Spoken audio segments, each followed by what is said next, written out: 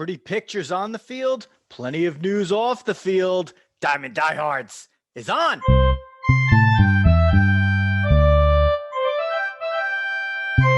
Joe Rizzo here bringing you baseball along with the dog Jeff Healy. We are rocking it out. A lot of stuff happening. You're seeing, if you're on Twitter, Instagram, wherever, you're seeing all these beautiful pictures of spring training in Florida and Arizona.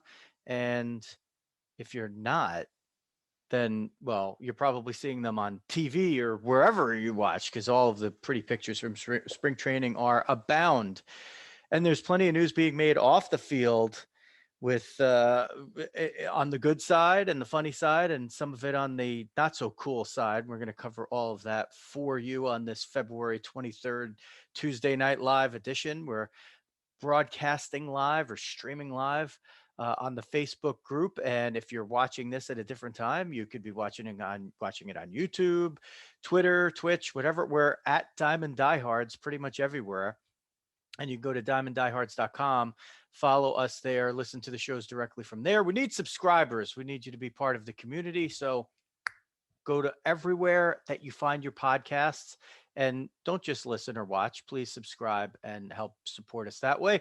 One of the early supporters is fmsgraphics.com for all your printing and promotional needs. One or two easy steps. The first one is go to fmsgraphics.com.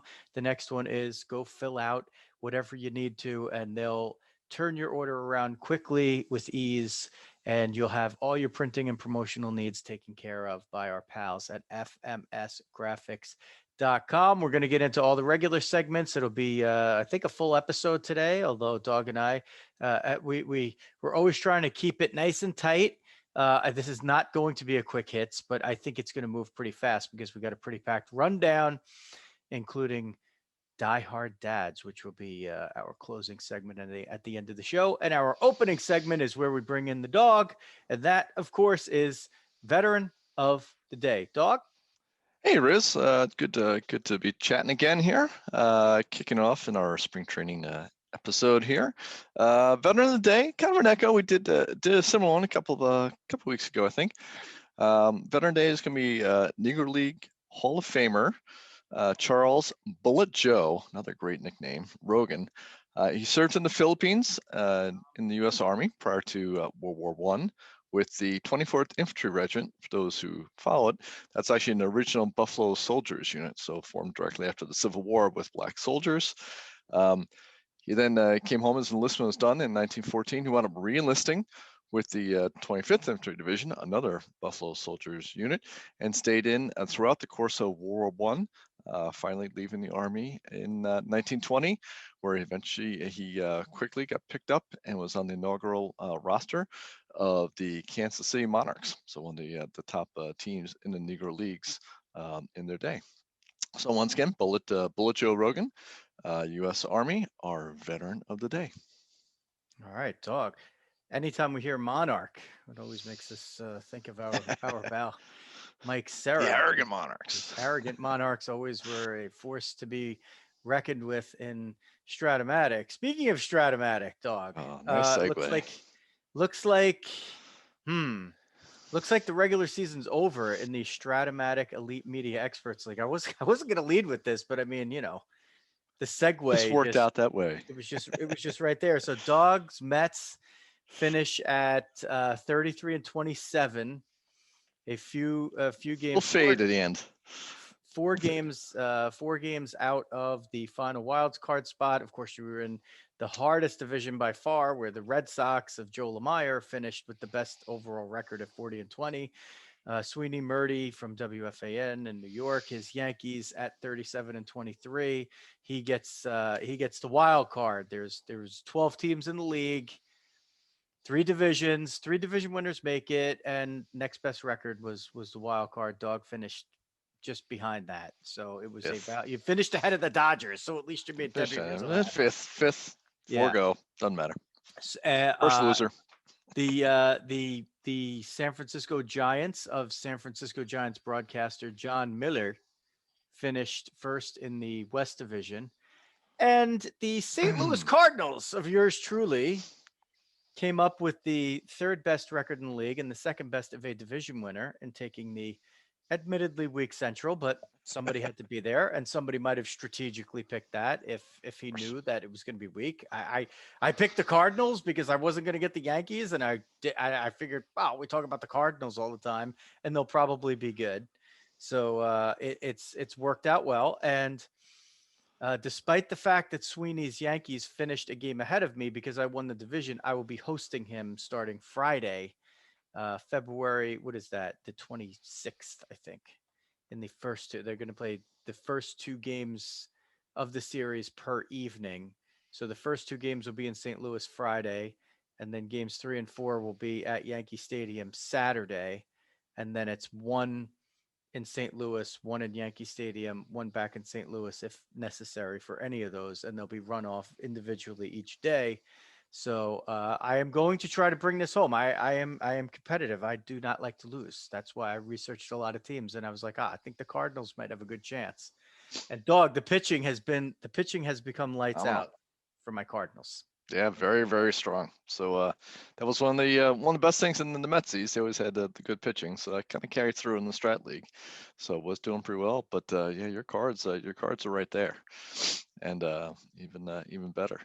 And then my defense is going down and down and down, and so I just cannot hit a lefty to save my life. So yeah, we're decidedly better against lefties, but I think I'm more worried about the pitching and then scratching and clawing the runs where I need them, and we'll see how it works out. We'll keep. Yanks are tough. They can score by the bushel. I know they're very tough, but I would say I don't know if we're making. Well, they finished the season on like an 11-2 run or something like that, and it was just every time.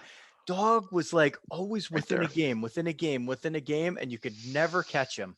The 2 out of 3 when I wound up dropping back one, and that was kind of demoralizing. Yeah, that was a killer. And head to head, you didn't do well, right? Nah, 1-5. I didn't take care of my own business. You beat them in the season opener, right? And then it was like 5 in a row. Yeah, and then 5 in a row after that. If you get the split, that makes up the 4 games, right? Yes, it does. And then who knows what would have happened, because it would have been a crazy tiebreaker. And, now, if we were playing, I was actually pretty good for the Red Sox too, which is like the best team in the league. So that was sort of the weird one. Like I was like the one you didn't want in the playoffs because I actually could hang with the Sox a little, but I should have a better record than this head to head versus the Sox, which is weird. But then the Yankees thumped me. It is funny, like the way it worked out. I looked at the little playoff rules, and it said, if the wild card is from your division, you can't play them in the first round. So I end up playing. I like theoretically, if it was the 2 division winners that were not, the first team, it would have been Yankees, Red Sox, and Cardinals, Giants. Yeah. And the Giants, I mean, they had 35 wins. I mean, geez, it's like they're all, and they have Barry Bonds, who hit like, he missed 2 games in a 60-game season, and he still hit like 33 homers or something. Clearly, he got the card from the season where he hit 73, because he's pretty much unstoppable. But I got Pujols. So if Pujols hits, we win. That's the way that it goes, I think. If Pujols is Pujols, he's Lou Gehrig. The question is, can Pujols be Pujols? Okay, because when Pujols is Pujols, he's Joe D. Okay, and when Joe D is Joe D, he's Willie Mays. Back after this. I think I probably did that in the other order that I should have, but okay. That was our Mike Francesa imitation of the day.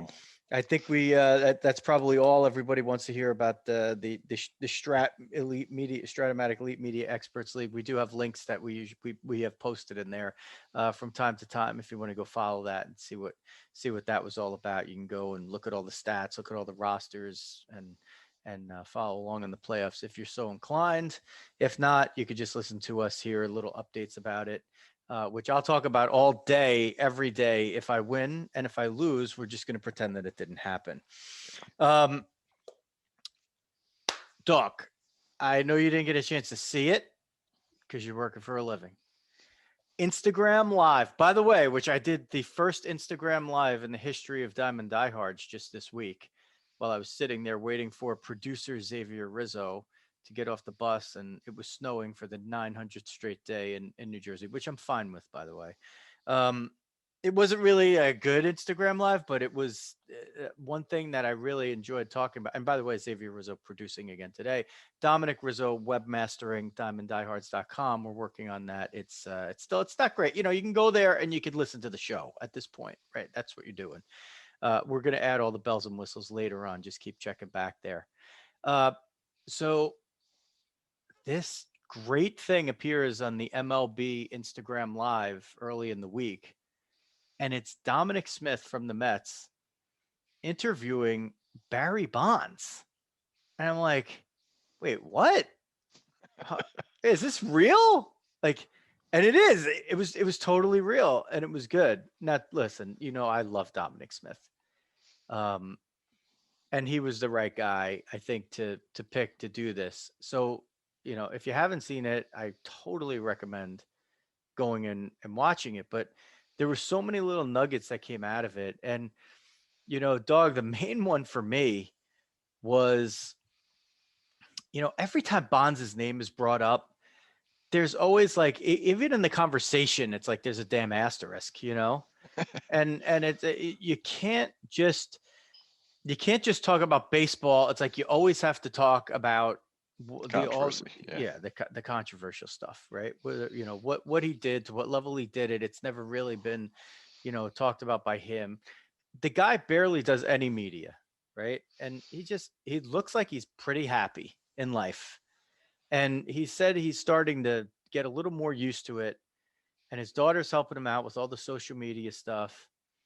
And he said he gets a call from his assistant about this possible, Instagram Live thing with Dominic Smith. And his assistant says, this is probably a good idea if we do this. So he actually says, okay. And he does a little research on Dominic Smith, and he qualifies that in the chat, in the talk that they have, by saying, young man, I have to admit that I haven't really followed your career leading up to this point, but I did a little research on you. And, I guess he did what he called like 7 minutes of research. Now, in 7 minutes, you could watch pretty much a full season of at-bats of a guy. If you have the right resources and stuff, you can get a lot from 7 minutes of watching just a guy hit, right? And he goes, when you take your bottom hand, they're both left-handed hitters. When you take your bottom hand, he goes, when your bottom hand drops like 2 inches, he's like, you're done. And if you keep that up there, and Dominic Smith is going, he's just yesing him. He's like, yep, that's exactly right. That's exactly right. And he's like, if you keep that up there, you won't have any problems, but you really got to work to do it, because once it drops, and he's like, yeah, when I get lazy, that's exactly when I have problems. And it's I can't say the whole interview is like that, but a lot of it is, where you have Barry Bonds, and he's just talking about baseball. Yeah. And he's talking about growing up with his father, Bobby Bonds, who was a great player, and Willie Mays, who we just mentioned, unrelated, who is his godfather. And Barry being a left-handed hitter and a left-handed thrower, and sneaking into the Giants clubhouse, when he was a little kid, and putting Willie Mays' glove on his left hand. He's like, even though I'm left-handed, I had to wear Willie's right-handed glove. I watched the way he walked. I watched the way he talked. I watched everything that he did. And I just wanted to be like that. He's like, I just idolized him. He was like bigger than life to me. And it was great to just hear that stuff unabridged, without the asterisk stuff, and without the, okay, yeah, Barry, you were a great player, but like, why did you cheat? Like, I mean, you're not going to get anywhere doing that, right? Like, The only time you're going to get that is when Barry's ready to just talk about it. And when he's ready to talk about it, which he might never be, but you'll know. You'll know. I mean, it could be on Diamond Diehards for all we know. You never know. Stranger things haven't happened, despite, might. But it's possible. It's possible. So, look, it was a refreshing baseball conversation, and Bonds, listen, I mean, he talks about how he's an introvert and those things are hard for him to do. And he never does any media stuff. So he's telling Dominic Smith, he's like, you better get this one in good because I don't do this stuff, man. This is your opportunity. Like, I'm not going anywhere. So, take as much time as you want. And it was, as a baseball junkie, I just liked seeing it. And Bonds is never short on complimenting himself, and he kind of makes fun of himself about it. He's like, off the field, do I, I got a rap where I wasn't like such a good teammate, but he's like, I'm introverted, but on the field, he's like, I was a damn good teammate on the field.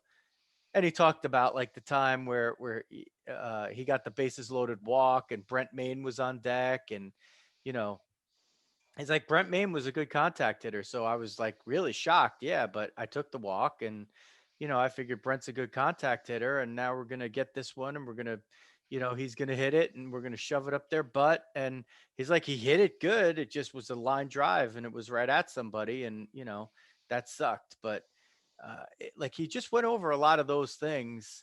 And, he did talk about being a 5-tool player. And he said, but I was really a 6-tool player. He prefaced it by talking about how his father was like a baseball savant. Like his father just saw things in baseball that other people couldn't see. And he felt like he has that as well. And, which was a lead in when he was talking about the Dominic Smith, like hands and, just, he's like, I don't know how I could do it. I just see it. I just watch video and I just see it. I can't explain why, but I see it. He's like, so I really considered myself to be a 6-tool player, with the 6-tool being up here, my mind. Like he was always making good plays, and he took a lot of walks. He's like, on 2-1 pitches that I could have maybe done something with that were just a little bit off, I took them. Why? Because the idea in baseball is to keep getting on base, keep moving the merry-go-round, keep pass the baton to the next guy. And it made a lot of sense. So Dawg, I know you'll get to it in time, but I was just as impressed by Dominic Smith being able to field that. Like he was saying that it was his first time even trying to do an Instagram live, and he's on the friggin' MLB account, with 15,000 people watching him, and here's your chance to talk to Barry Bonds, who Dominic Smith said he idolized Yeah. as a kid as well. It was really good, just good baseball stuff without the cloud hanging over it. And I know, Dawg, that for some people, they just don't want to see it. They just can't get over it. But I don't know, put that stuff aside for a minute. The guy was the hitting coach for the Marlins for, a year in there somewhere, right? Yeah. Or maybe it was even And more. once again, right, like we sort of said, like it to me, it's sort of one thing versus like the Hall of Fame, and like it's so numbers driven, and like what he did with the roids obviously had such an impact on it. But like he was a great player prior to any of that. Like when he came up and was like doubles, an occasional homer guy, the fast. I mean, he had, like I said, he had all the tools, and sort of some of that dialed down as he kind of just went all straight to the power later on. But like it wasn't like he wasn't a great player when he first came in. So I mean, the guy, obviously was baseball throughout. It's interesting when you're talking about that. I was kind of getting flashes to A-Rod, right? And which is funny. It's like an echo, right? We're just like A-Rod is just such. He is all about baseball, and he just, he's a diehard. He's truly a diehard, and he's just a student of the game. And obviously, Barry growing up that way, I'm sure with his father, set the same standard as well. And you can tell now. I mean, for him just sit there and look at it, obviously decades out from playing himself, the guy just loves it and just has an innate ability to it, kind of like you were saying.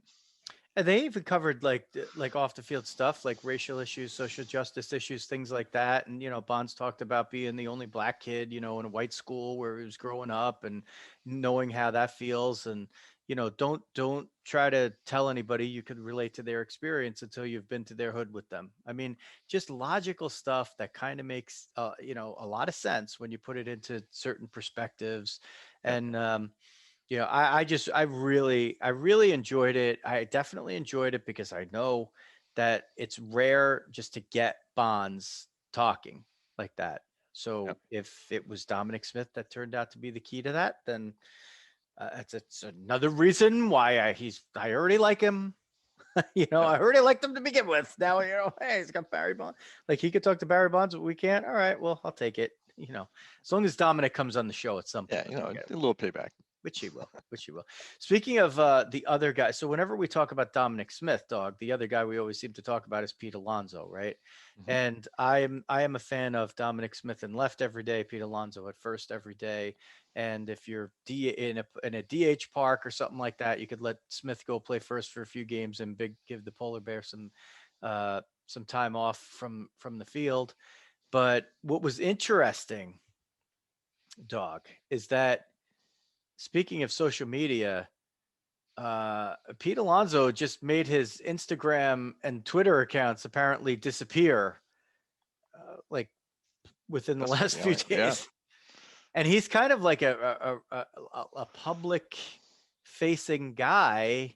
Yep. So, the little cringe, there's a little cringe going on. I'm not going to lie. I want to make sure this is not like another Mets thing where these things keep popping up. A Mets thing. Really? That's where we got to go. A Mets thing. It's not my word. It's not my word. It was somebody else's. I know. And as usual, it's not completely out of bounds. I don't know. I mean, we've seen no reporting, no anything to suggest anything other than he just wants to focus on hitting and focus on fielding and focus on being the best polar bear that he can. He's got something to prove. I'll be honest. I mean, he came out, he had a fantastic rookie year. Little sophomore slump. Power came on, average not so much. Fielding was okay. No real super change on there. Perfectly fine. Should be able to build on and go forward with it. But there's probably a little bit of pressure mixing in there on him. That if you go on, you kind of get off to a rough start. You got Dom Smith, who's the better first baseman on the team already, and apparently not going anywhere. And he kind of had to reverse the 2 years, right? He was like, okay, and then a great year. 2020, he gets off to a hard start. Pete's not quite so much. Well, then you have to start thinking around a little bit if you're the Mets and stuff. And you say, you know what, Nimmo belongs in lefts. Our real hole is kind of center field, and we've got 2 first basemen. How do you kind of square that circle? There's a little bit of pressure on Pete. I mean, he's a fan favorite too, but I kind of like the fact, if he's doing this to kind of get a little more focused in, I don't mind that. Well, DeGrom he's your guy, right? And he doesn't do anything on social media that I know of. So maybe it's a trickle down effect there. And meanwhile, what do you got? Thor and Stroh going at it with Bauer. Yeah, which is kind of funny. He's kind of a little okay. I kind of once like the 1 or 2 haha. And I know if Stroman really need to kind of hop in on that or whatever. That's just the way Thor is, right? I mean, you're not going to get him to stop it or whatever. He's going to take his shirt off and throw on Twitter and look great. Speaking of Mets starters, Taijuan Walker put a poll out on his Twitter. Which number should he choose, 00 or 99? And 000 won. And so, of course, Dog, what number did he choose? He took, in honor of Turk Wendell, 99. But also in respectful manner, 99 instead of 00 because it's Mr. Met's number. As I put in the comments sitting around it, how dare you try and go in and take Mr. Met's number? Which, by the way, Mr. Met is like the GOAT of all mascots. He was voted like the #1 sports mascot anywhere. I'm like, you're going to bounce the number from him? These people are crazy. He's like the top thing the Mets have ever done since like Tom Seaver. He was before Tom Seaver. Like, the guy's got a wife. I know. He's got a wife to think about. Yeah. What mascot like got a wife and like she's around, Exactly. She's still there. She's still there. That's right, Lady Met. So, and even when he's not there, sometimes when he's giving people the finger in the tunnel, I think Mrs. Met was still around to pick up the slack. That was awesome. And, hey, it just goes to show you that Mr. Met's not perfect. He's just one of us. How you can give somebody the finger when you only have 4 fingers, I don't know. But anyway, he did that. So Taijuan Walker seems like he's fitting in. He kind of gets it. His first tweet was a picture of very nice. the Tom GTS Seaver. GTS wine. So George Tom Seaver, his vintage. My brother got me that one way back when, actually. Two bottles from there. But nice. I like Nancy's Fancy a little bit more. That's the other one. He had Tom's blend for his, but it's very nice wine and very very classy move by Taijuan Walker. 2 bottles of wine. That's like a good 2 hours in Dog's house. Not a lot of sharing. That was and actually it was funny hearing Taijuan Walker talking about like him with like all the different numbers he's already had because of the trades and stuff. Like 44 and 00, not 99. It's like, oh, as long as I don't go here, I'll be able to keep it. He keeps getting hosed. I know. Keeps... Good humor. I love the 2 bottles of George Thomas Seaver Vineyards Select, and Dog's like, oh look, Cat, one for me and another one for me. That's like, what about me? Hey. Here, you can sniff the cork. You can sniff the cork. You think I'm not going to let you sniff the cork? Come on, Cat. Former Met farmhand Scott Kazmir is making a comeback. He hasn't pitched in the majors in 4 years. He's 37, and he signed a minor league deal with the Giants. Buster Olney says he's hitting 92, 93 miles an hour on the gun. He's 108 and 96 with a 4.01 ERA in his career. Dog, drafted in 2002. He was the Mets' first-round pick, 15th overall. We're all waiting for him. He was the hot new one. And we were waiting. And then on July 30th, 2004.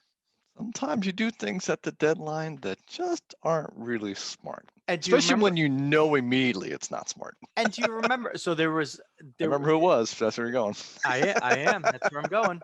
Who was it? Victor Zambrano. It was Victor Zambrano, who Disaster ended up going 10-14 in his about 3-ish years with the Mets. Yeah, and like that. But they got him. They got him from the then Devil Rays.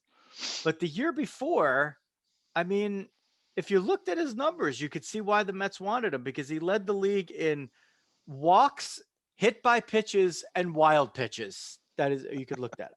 He led the league in those 3 categories the year before, but the Mets needed to get him. Yes. And I mean, Scott Kazmir was like, he was the guy, right? All the news, all the stuff. Now listen, he turned out to be pretty solid. It was all, must say he was awesome when he was first traded.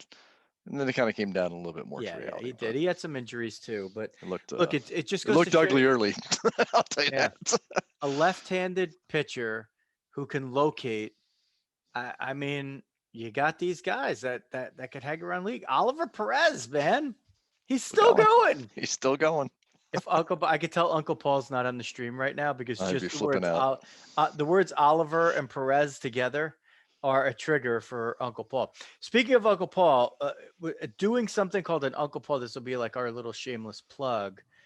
Doing an Uncle Paul is when you're kind of jumping in and out on the video. Maybe you just, can't get the timing right or whatever. And you go back later and you're going on your power walk and you download it on iTunes or Spotify or wherever you get your podcasts. You get your podcasts and you listen to it on your power walk, on the treadmill, on, whatever you're doing while you're sitting down, or maybe when you're cooking or whatever it is, where you can't watch, but you want to listen. So that's called an Uncle Paul when you do that. And we want you to do that. And we want those, we need those subscribe buttons. They mean the world. Make it easy for yourself. Just subscribe. Yeah. And then you open up and it's there. That's all done. Easy. Appear. And we need to pump up the YouTube a little bit. Like it started to grow. It's a slow growth. We're not going to lie. Yeah. But I think once people start, Facebook's been good though. Facebook group's been doing great. Yeah. LinkedIn's been doing great. So we're definitely getting some traction on there. Well, I think I might be a little behind did I post the Quick Hits on LinkedIn? I don't know. I can't remember. I don't think so. We did it on a Friday, so I was kind of thinking LinkedIn over the weekend maybe was I don't know. I'll go back and post that, and then I'll post this, and it'll be all good. And we'll do kumbaya. I found a way to stream the shows after we do them. Once I have the video rendered, they'll just stream on Twitch, and I'm not going to stream them on YouTube because it's just easier to to have them go. I don't know. I could, but it's just easier to have them published there. And we also have a Facebook group in addition to the Facebook. I mean, we have a Facebook group and a Facebook page. So they end up there wherever you follow us. I mean, pretty much the content ends up there. One that says community, I think. The one that says community is the group. The one that doesn't is page. That's what it is. All right, Dog. There's a couple of the crappy things, that we're dealing with as baseball fans off the field, while these pretty pictures and of spikes and and the noise that they make are coming in with the audio and the video together and making us, be Top of the mitt. jealous of those who are in Florida and Arizona if we're not there. Uh, there's some of the yucky stuff that you got to deal with when you're coming off these breaks. One of them is in Seattle, where Kevin Mather, the CEO, stepped down under rightful pressure. Apparently, listen, Dog, I can't tell you that before this whole thing I ever had heard of the guy. We're not in Me neither. Seattle, and go read for yourself, draw your own conclusions. Basically, I haven't seen one article that's done anything to defend the guy. So He said what he said, right? So yeah. I mean, he said stuff, and he said it in a public forum, and he's being, just basically, kind of an insensitive oaf about, like, it being 2021 or any other year in this millennium, essentially, when you hear some of the comments that he was making, just disparaging players.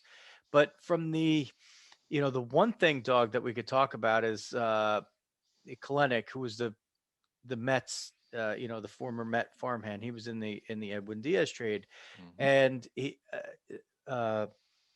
Mather talked about how he's probably held back, so for a month, so they don't have to give him the extra year of service time. Now, we've been through this a little bit. Like, we had, this happens all the time. You're allowed to do it. You're allowed to do it, right? Yep. I mean, and then, like, Chris a lot Bryant, you would argue right? say makes sense to do it, right?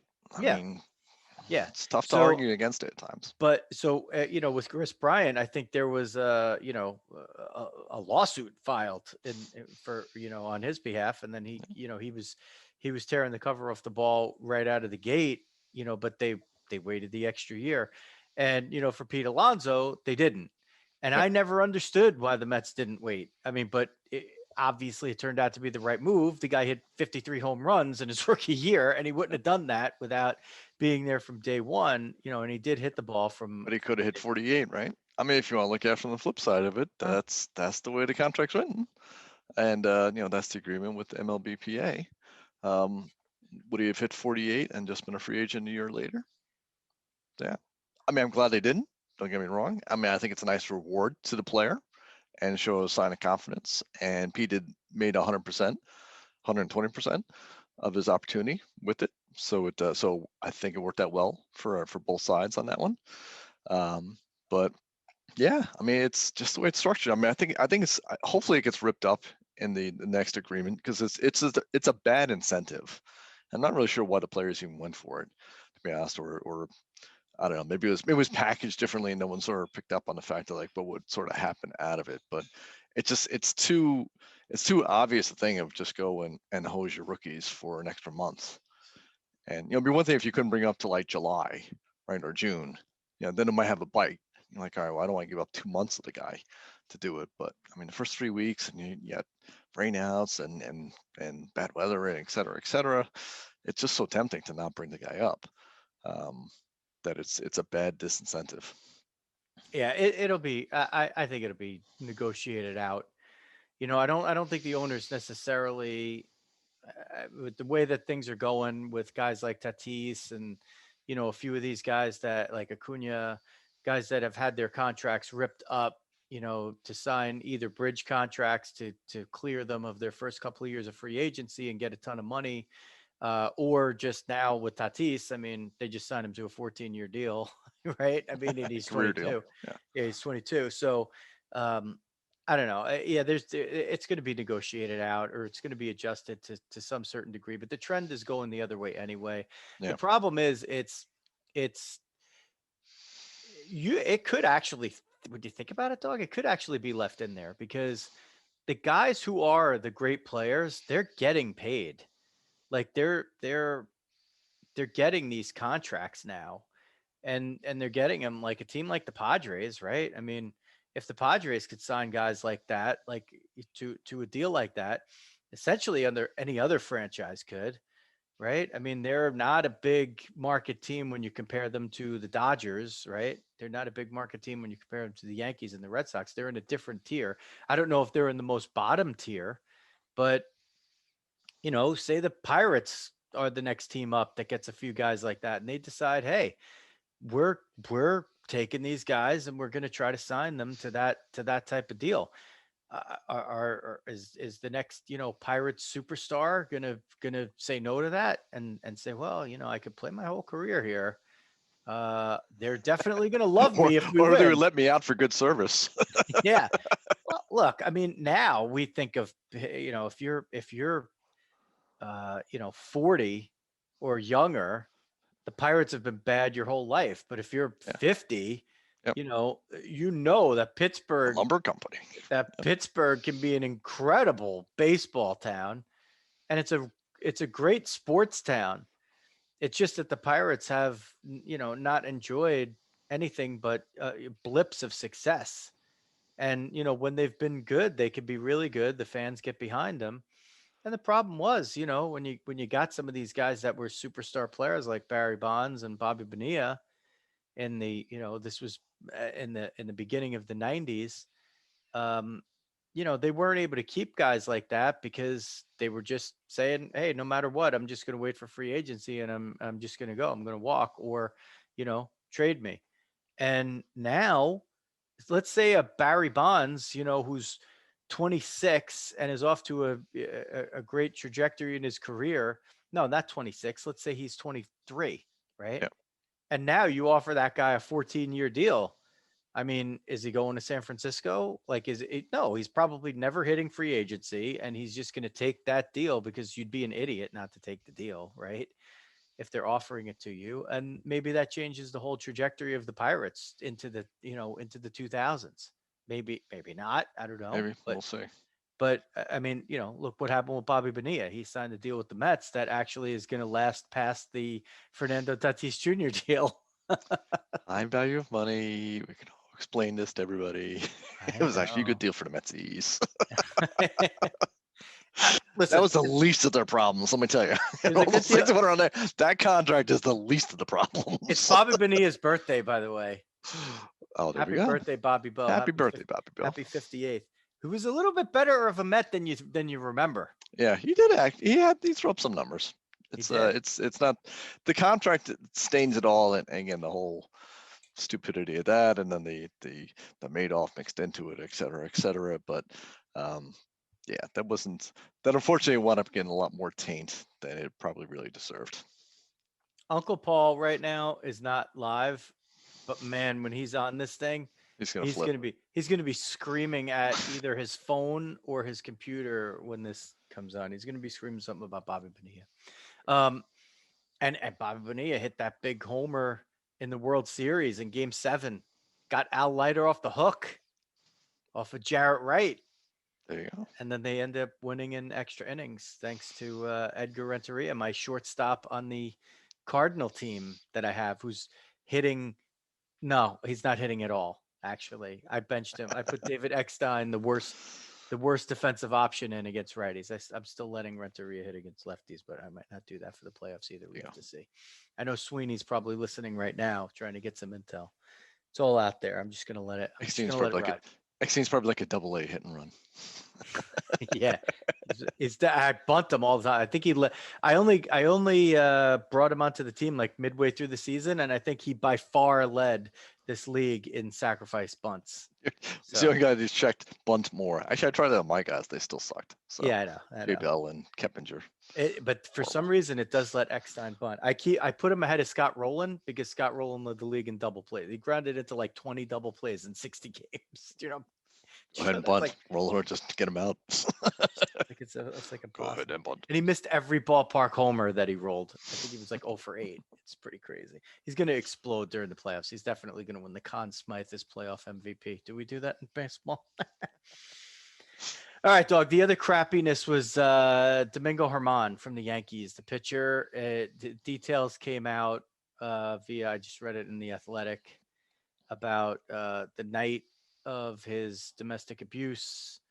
It doesn't seem like it's alleged. I mean, it's there was no court case, there was no police report or anything like that, but there was an 81 game suspension that was agreed to between the MLBPA and the player, and he wasn't going to appeal it or anything like that. So there was, an obvious admission of guilt there and witnesses and everything like that.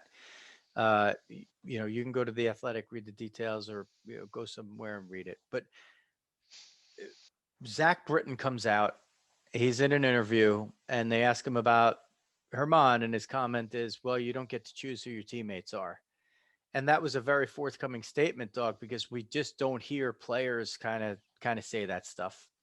Yep. And while I completely agree with Zach Britton, what's the domino effect here? What's the how does this all play out? And Aaron Boone says, well, he wasn't going to force the player to speak to his teammates. He wanted to have it come organically, and it appears that German is going to, at least from what I've seen reported, he's going to speak to his teammates in a couple of different groups. The whole team is not completely there yet, but he wants to address it to either each other teammate individually or maybe in small groups or something like that, or two groups. I don't know. We'll see how it pans out. Ownership has backed him and said, it appears that he's truly regrets everything that's happened and he's making strides to make things right in his life. But look, let's face it, when it comes to certain things, I mean, America is known for loving people given a second chance. However, sometimes they don't like it when it comes to domestic abuse. That's, if you were addicted to cocaine and you had a cocaine problem and you went to rehab and you came back and you got your life straight and you had problems with alcohol and you got your life straight and you're clean and sober like that, and then you come back and hit the game-winning home run in the World Series. It's a great recovery story. But when it comes to domestic abuse, it's not. It's there's a good portion of people who never want to give that second chance and will never root for a player, no matter how much they would have appeared to have gotten themselves on the straight and narrow. And as a Yankee fan, I mean, you've had a guy like Aroldis Chapman. It's a very similar situation. He was the first player that was ever suspended for a violation of the domestic abuse policy in MLB. It happened before he was a Yankee. The Yankees watched a trade with the Reds and the Dodgers fall through, a trade that was agreed to and then rescinded based on that information. And they went out, traded for the player, traded him to the Cubs, re-signed him as a free agent. That's why they got Gleyber Torres for him. And then he re-signed. So, Chapman and German, it doesn't seem like Chapman's had any issues or anything with that since. He's a Spanish-speaking player, as is German. So there potentially could be a little bit of a communication gap there as well. I don't think a really Spanish first who's not so great in English guy is going to jump out in front of the American English speaking media and try to bare his soul. I think that team PR would probably prevent him from, doing that, or saying, look, his own agent, team PR said, you know what, just keep your mouth shut. So I don't know, Dog. I mean, I can't say I'm excited to see him in a Yankee uniform. That I could say for sure. Yeah, I mean it's a tough, and honestly, it's surprising from the Yankees. I'll be honest. I think they're a better organization than that, to be honest. And yeah, it's just an unfortunate situation. It's hard to see how that doesn't continue to be an issue around the team. And maybe it's he's far enough down the food chain that nobody's really going to care after a while or whatnot. But it's funny. I forgot all about the whole Chapman thing until you started talking about that again. It's like, that's not a great streak in a row. You got to have those back to back on there, right? So again, if you're Chapman, you know what? All of a sudden this just rekindled everything back up again. It's like, now are the Yankees perfectly fine with this? They certainly didn't stop them the first time, and they got someone else there the second time. Yeah, it's not good. I do think that going to the Zach Britton one, I think that's an interesting one, right? And maybe sort of, again, sort of the month we're in and whatnot. Like the old rules, right? The old rules would be never talk bad about another player in public, right? And and most of the time I tend to sort of lean towards, you go towards the old rules that you sort of had and whatever. Maybe that's an old rule we should get rid of. And maybe that's part of a kind of the old club, and making excuses, et cetera.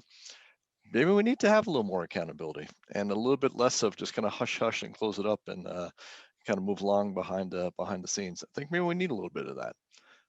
And you're not going to get a free pass from players who are just going to blindly defend you, because that's kind of what we did, because we're all in the club together. So maybe that's a refreshing thing that we kind of get out of that, and that starts to to go away over time. Yeah, look, I mean, if guys know in the locker room that it's not acceptable, or I mean, listen, maybe in the past it would be something like, listen, if you pulled something like that and you tried to walk into the locker room, you just get your ass beat and nobody would report about it. I don't know if that. Or no one said anything. It's probably right. more realistic, honestly. Yeah, or nobody said anything. I mean, I don't know. It's just not good, and it brings more serious questions from an ownership level and from a players association level to me of what constitutes a second chance.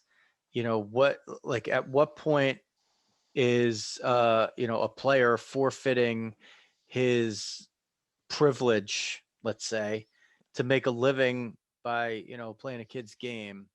Is that it? Is that it? Like, do you draw the line there? I mean, at this point, no, you're not drawing the line there.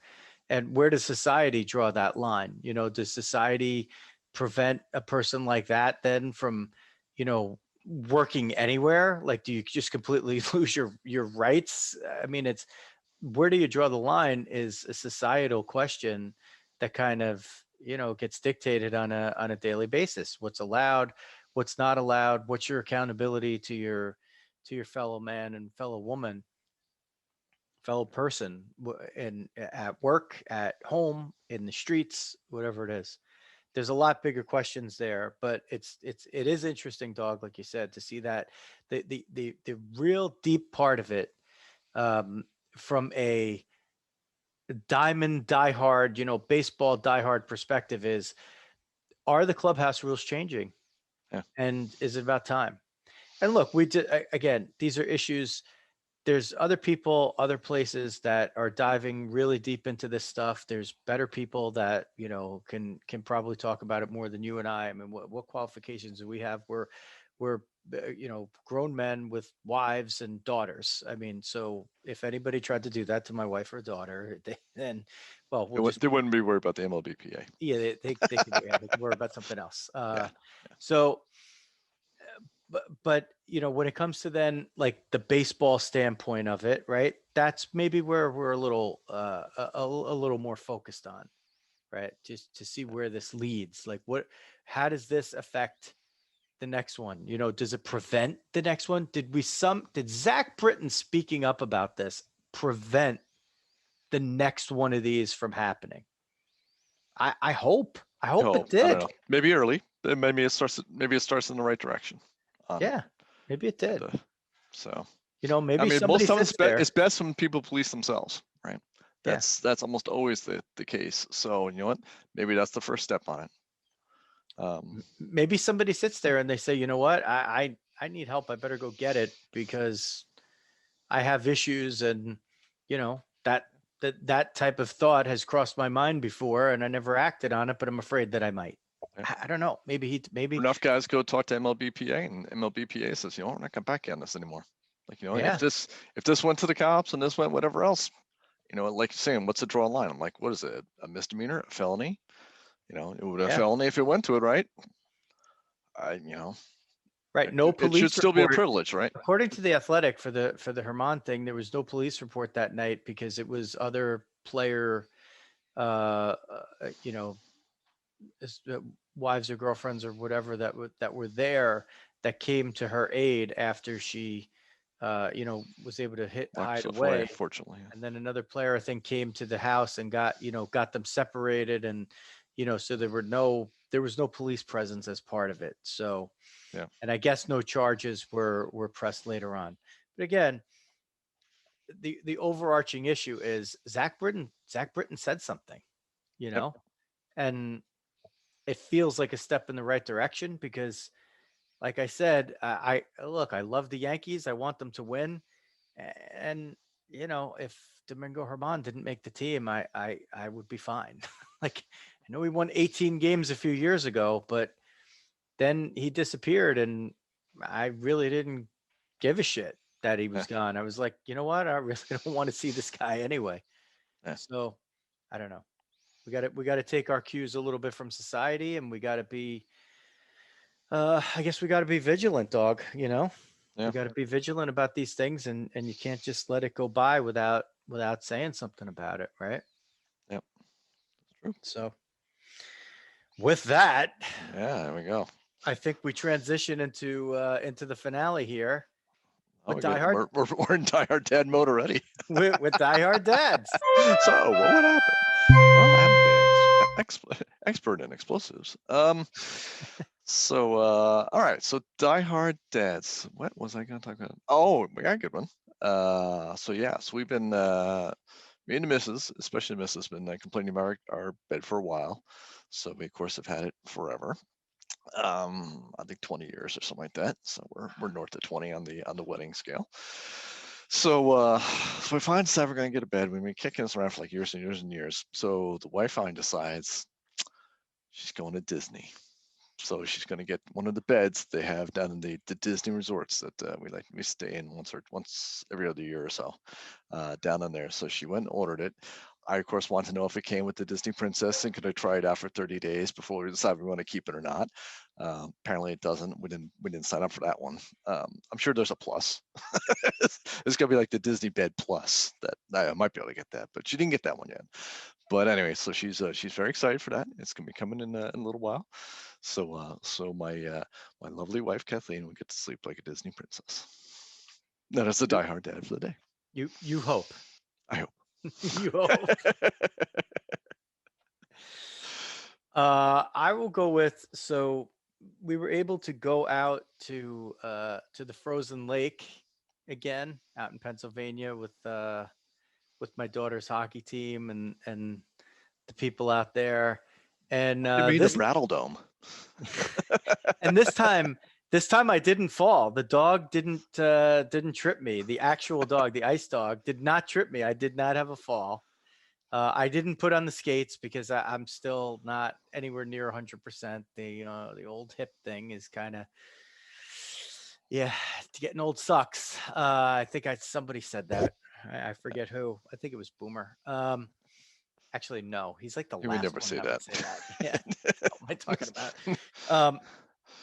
He's one of the Lost Boys. But it was a good time had by all. But so this father-daughter time, I got a lot of good pictures, and it was another good father-daughter day.